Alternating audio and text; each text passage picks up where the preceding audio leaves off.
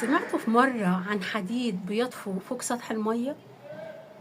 معروف ان الحديد لو رميناه في المية هيغطس لان كثافته اعلى.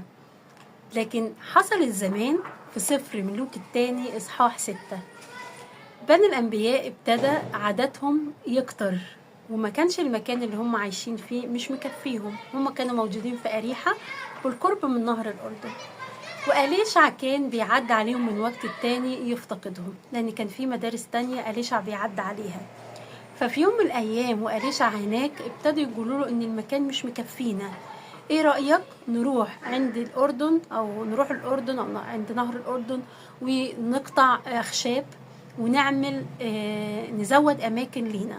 وطبعا بيقولوا ان احنا اللي نروح واحنا اللي نقطع الخشب، لان هم كانوا عايزين يعملوا مكان ما يكلفهمش ازيد من مجهودهم هم بس. فقال لهم امين تمام. فواحد منهم قال لهم طب ايه رايك تيجي معانا يا أليشع؟ طبعا دي كانت نوع من المحبه، ان هم عايزين أليشع يكون موجود في وسطهم. قال لهم تمام انا هاجي معاكم. راح بالفعل معاهم وهم بيقطعوا الخشب. في واحد منهم وجعت الحديده بتاعته في الميه. كلمة حديدة اللي هي الفأس، لأن الفأس معروف إنه بيكون مصنوع من الحديد، وقعت منه في المية. فابتدى يصرخ ويقول يا سيدي لأنها عارية.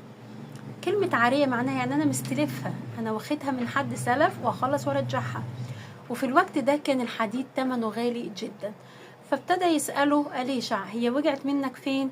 راح شاور له على المكان اللي وقعت فيه، فراح قطع عود وراح رماه في نفس المكان، وراحت قطعة الحديد أو الفأس طفت فوق سطح المية والتقطها الشخص ده وخدها. طيب هي قطعة الحديد تستاهل؟ تستاهل لأن ربنا بيهتم بكل تفاصيلها، حتى لو من وجهة نظر الناس إنها حاجة تافهة أو حاجة مش مهمة. لا، ربنا بيهتم بكل تفصيلة في حياتنا. والعود اللي رماه إليشع ده زيه زي شوية الدجاج اللي حطهم في القدر لما كانوا بيعملوا الأكل ولقي طعمه الأكل مر، فقال لهم حطوا شوية دجاج وجربوهم والأكل هيكون كويس، وبالفعل بيجي كويس.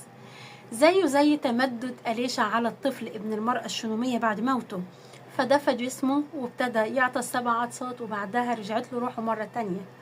وزي موسى زمان لما رمى العود في المية اللي طعمها مر ووحشة وما تتشربش، وتحولت لمية عذبة جميلة وتتشرب.